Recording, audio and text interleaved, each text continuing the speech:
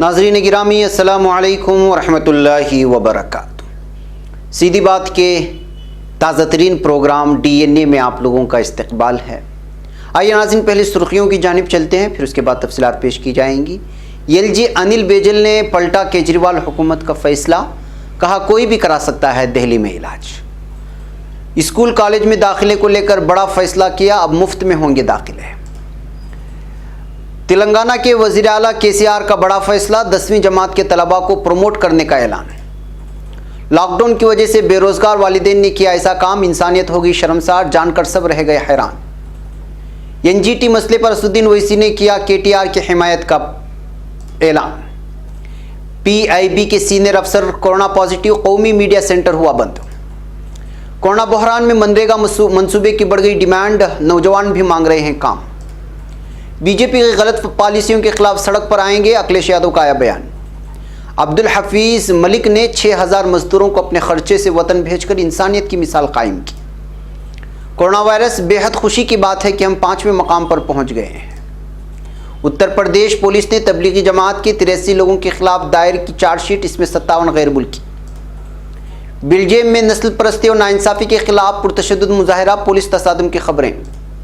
एहतियात करें, कहीं आपकी बेहतियाती वाक़ियानासों को फितरत के आंसू न बना दे, अमीना एर्दोगान का बयान। रूस को क्रीमिया के इल्हाक की भारी कीमत चुकानी पड़ रही है। इसराइली पुलिस के मशरिक़ अल-कुद्स में छापे, अल-फतह तहरीक के बाज़ अहदेदार भी गिरफ्तार। यहूदियों का फ़िलिस्तीनी गाड़ियों पर हमला। फ़िलिस्तीनी रियासत का क़याम मंजूर नहीं, चंद हफ्तों में बाज़ यहूदी बस्तियों का इल्हाक कर दिया जाएगा, नेतन्याहू का बयान। यमनी जज़ायर पर गैर तरह के हमले की हूसियों की जानिब से मजम्मत। सदर एर्दोगान की तरफ से ट्वीट, अनकरा से फ़राइज़ मनसबी जारी। नाज़रीन गिरामी अस्सलामु अलैकुम वरहमतुल्लाहि वबरकातुहू। सीधी बात के DNA प्रोग्राम में आप लोगों का इस्तकबाल है। नाज़रीन, मैं अंसार अज़ीज़ नदवी आज बहुत सारी अहम तरीन ख़बरों की तफसीलात लेकर आप लोगों की खिदमत में हाज़िर हुआ हूँ। तफसीलात में जाने से पहले मैं आप लोगों को इत्तला कर दूँ कि आज के दोनों प्राइम टाइम शाये हो चुके हैं, जिसमें अहम तरीन ख़बरों पर हमेशा की तरह तबसरा हुआ है, वीडियोज़ दिखाए गए हैं, तस्वीर पर तबसरा हुआ है, तनकीदी तबसरे हैं। आप लोग जाएं, देखें, दूसरों तक फैलाने की कोशिश करें, इदारे को मजबूत करें, सब्सक्राइबर्स की तादाद में इजाफे की भी कोशिश करें। वो अहबाब जो नए सिरे से हमारे इदारे से जुड़ रहे हैं, सब्सक्राइबर बन रहे हैं, वो दीगर अपने दोस्तों अहबाब को भी जोड़ने की कोशिश करें। बहरकैफ नाज़रीन, आइए कौमी राजधानी दिल्ली की बात करते हैं। सबसे पहले कौमी राजधानी दिल्ली के लेफ्टिनेंट गवर्नर अनिल बैजल ने वज़ीर आला अरविंद केजरीवाल के उस फैसले को एक दिन बाद ही पलट दिया, जिसमें कहा गया था कि दिल्ली के सरकारी और प्राइवेट अस्पतालों में सिर्फ दिल्ली वालों का ही इलाज होगा। वाज़ेह है कि अब दिल्ली में कोई भी अपना इलाज करा सकेगा। आपको बता दें कि दिल्ली में बढ़ते कोरोना मामलात के दरमियान इतवार को दिल्ली काबीना ने फैसला किया था कि दिल्ली हुकूमत के सरकारी और प्राइवेट अस्पतालों में सिर्फ दिल्ली की रिहाइशों का इलाज होगा, जबकि मरकज़ी हुकूमत के अस्पतालों में सभी इलाज कराए जा सकते हैं। लेकिन इस बात को लेकर के अरविंद केजरीवाल पर बहुत ज़्यादा तनकीद की गई थी, जिसके बाद जो है इस वक्त इस फैसले को वहाँ के बैजल साहब ने जो है बदल दिया है। नाज़रीन, आइए गुवाहाटी चलते हैं। जानलेवा वबा कोरोना वायरस के कहर से शायद ही दुनिया का कोई मुल्क अछूता हो। चीन के वुहान शहर से निकले इस वायरस ने दुनिया के माशी हालात को कमज़ोर बना दिया है। दीगर मुल्कों की तरह हिंदुस्तान के तालीमी निज़ाम पर भी कोरोना वायरस का गहरा असर पड़ा है। कई रियासतों में इम्तिहानात मुलतवी कर दिए गए हैं, तो वहीं जिन रियासतों में इम्तिहानात हो गए थे उनमें नताइज का ऐलान करने में वक्त लग रहा है। हालांकि इस बीच पहले से ही माशी तंगी का सामना कर रहे सरपरस्तों और तलबा के लिए राहत भरी खबर सामने आई है।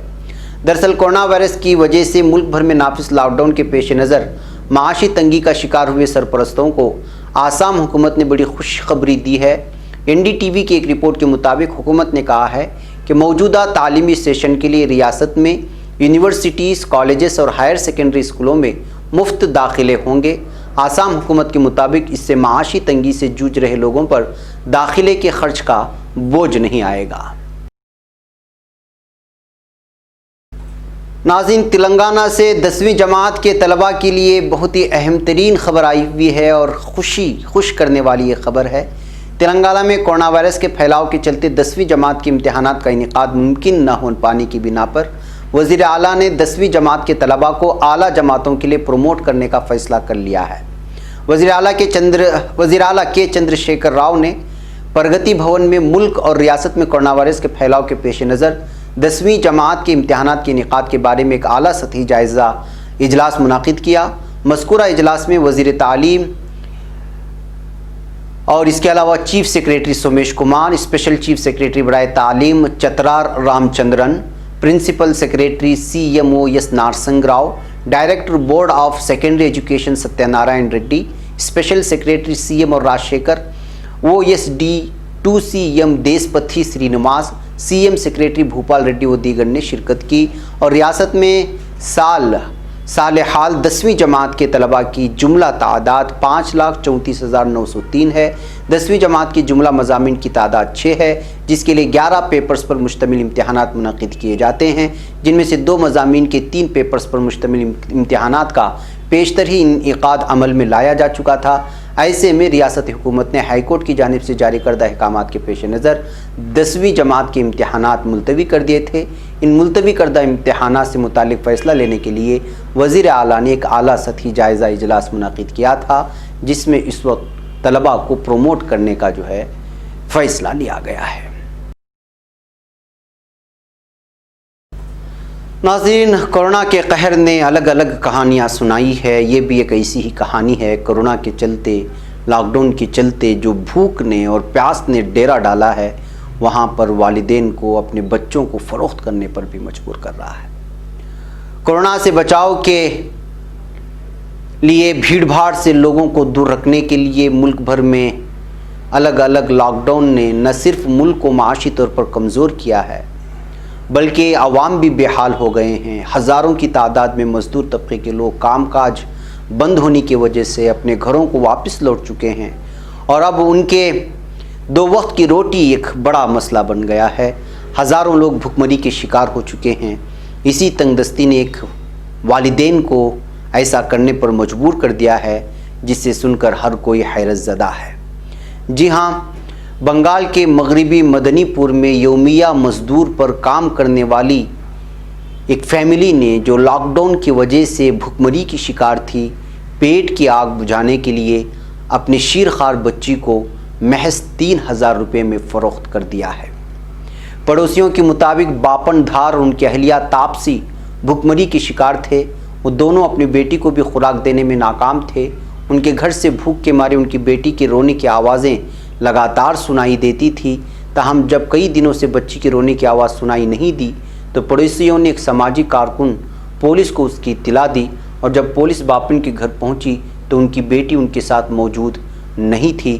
تحقیقات کی گئی تو پتہ چلا کہ انہوں نے ان کے رشتہ دار کو اس بچی کو بیچ دیا ہے، اور محض 3,000 روپے میں۔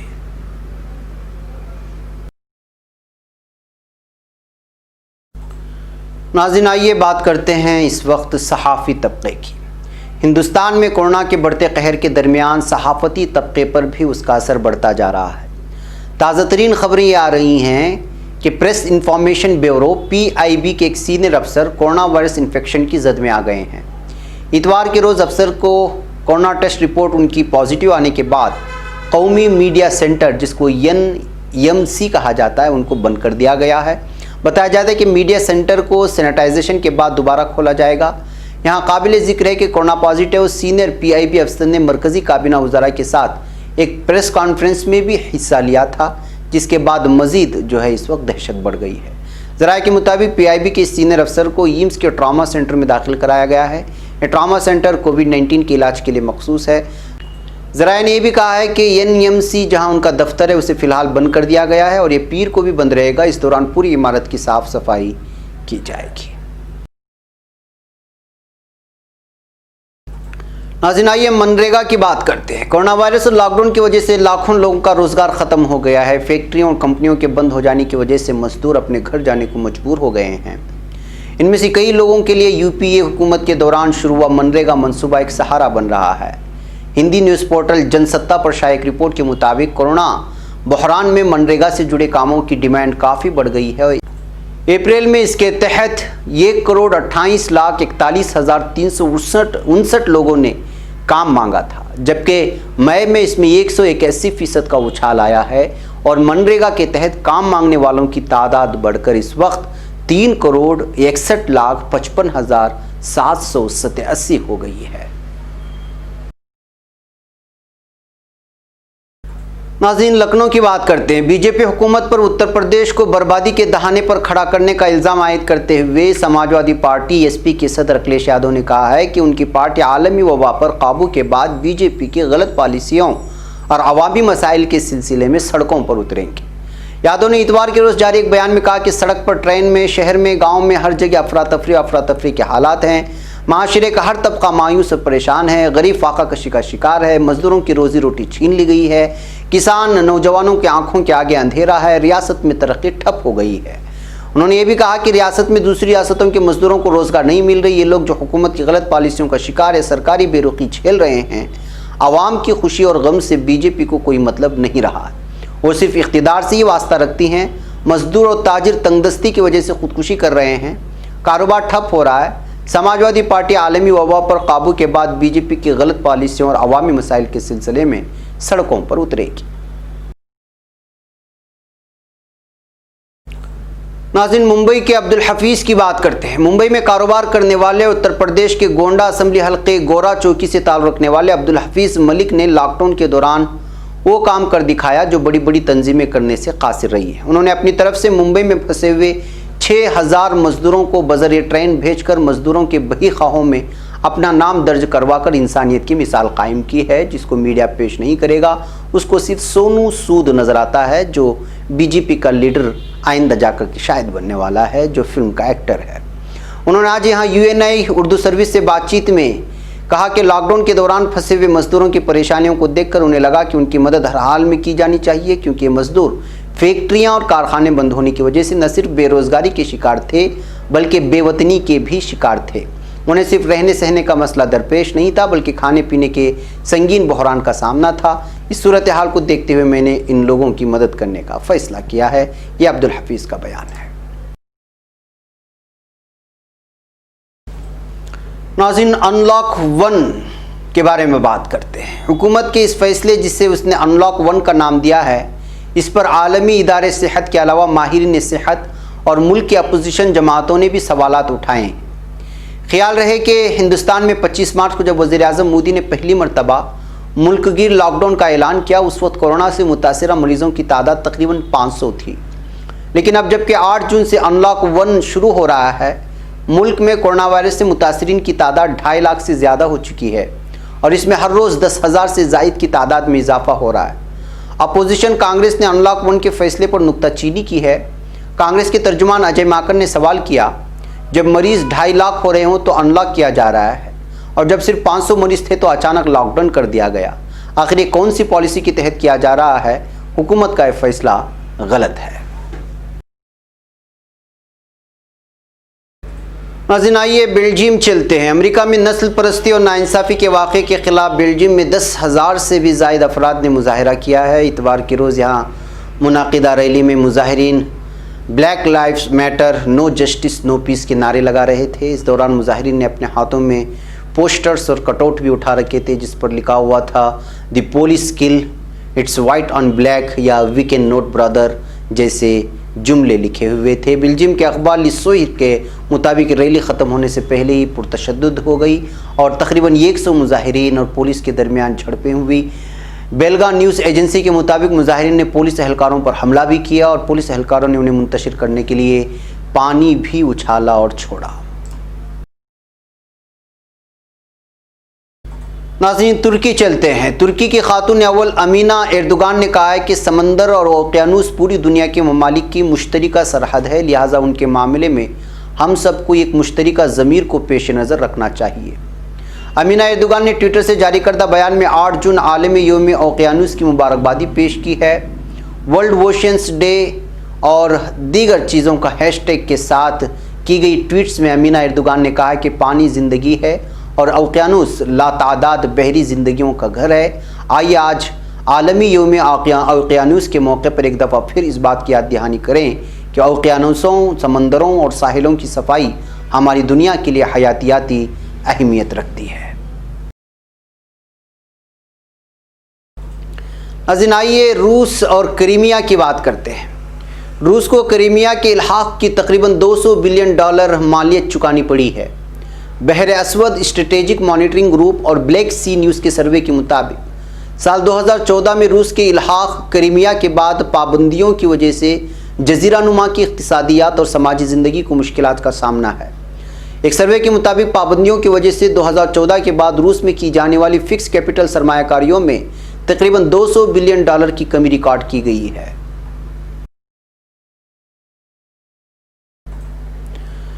ناظرین، یہودیوں کی اور ظالم صہیونی فوجیوں کی ظلم و ستم بڑھتے ہی جا رہی ہے۔ اسرائیلی پولیس نے مقبوضہ القدس کے مختلف علاقوں میں چھاپوں کے دوران 21 فلسطینی نوجوانوں کو گرفتار کر لیا۔ مقامی ذرائع کے مطابق اسرائیلی ظالم پولیس نے گزشتہ شب مشرق القدس کے پرانے شہر اور اتور نامی علاقوں میں چھاپے مارے۔ پولیس نے بعض مکانوں سے 21 فلسطینیوں کو گرفتار کر لیا، مگر ان کے بارے میں کسی قسم کا بیان نہیں دیا اور وہ کہاں لے گئے یہ بھی پتہ نہیں ہے۔ دراصل تحریک آزادی فلسطین الفتح نے سوشل میڈیا پر اپنے بیان میں کہا ہے کہ ان گرفتاریوں میں الفتح تحریک کے بعض علاقائی عہدیدار بھی شامل ہیں جن کو گرفتار کیا گیا ہے۔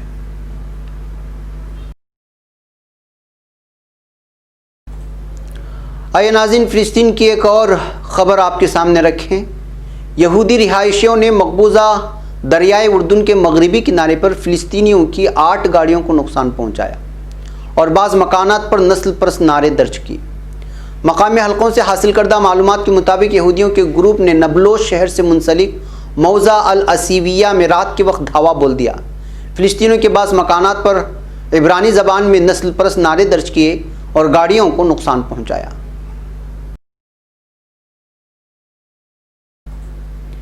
آئیے ناظرین، اسرائیلی وزیر اعظم بنیامین نیتن یاہو نے ایک بار پھر بھونکا ہے، دیکھتے ہیں کہ اس نے کیا کہا ہے۔ چند ہفتوں میں دریائے اردن کے مغربی کنارے کے بعض علاقوں کا الحاق شروع کر دیا جائے گا اور ہم فلسطینی ریاست کے قیام کی ہرگز منظوری نہیں دیں گے، یہ کہہ کر کہ اسرائیلی وزیر اعظم بنیامین نیتن یاہو نے بیان دیا ہے۔ اسرائیلی چینل 13 کی خبر کے مطابق مغربی کنارے میں 12 عدد غیر قانونی بستیوں کے نمائندوں کے ہمراہ ایک پینل کا اہتمام کیا گیا جس میں نیتن یاہو نے بھی شرکت کی۔ نیتن یاہو نے اس موقع پر اپنی ذہنی عصبیت اور اسلام دشمنی کی مثال پیش کرتے ہوئے مغربی کنارے کے الحاق چند ہفتوں میں ممکن ہو جائے گا اور ہماری حکومت ریاست فلسطین کے قیام کی منظوری ہرگز قبول نہیں کریں گے، کہہ کر کے اس نے ایک مرتبہ پھر پورے عالم کو للکارنے کی کوشش کی ہے۔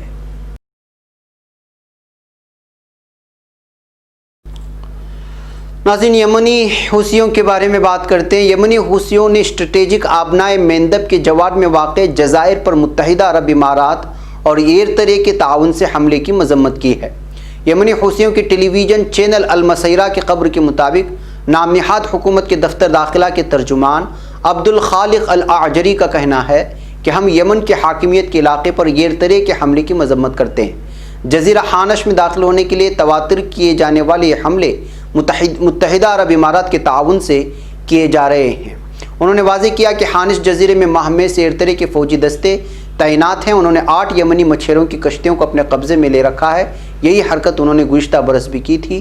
اس طرح کہتے ہوئے اقوام متحدہ پر حوثیوں نے الزام لگایا ہے کہ وہ وہاں پر ان پر حملہ کر رہے ہیں۔